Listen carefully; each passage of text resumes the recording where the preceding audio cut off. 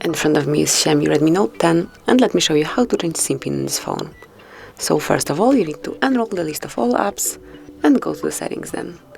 As you can see, you can either enter a SIM pin and here click on change SIM pin, or you can smoothly go to passwords and security, then find and select privacy, click on Virgin Mobile, and here you can smoothly change your SIM pin by tapping on change SIM pin.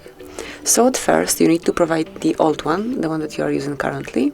Tap on OK, and now just provide this new one. Then re-enter the new one, so it is confirmed. Tap on OK, and that's it. As you can see, SIM pin has been changed. So this is it, that would be all. Thank you for watching.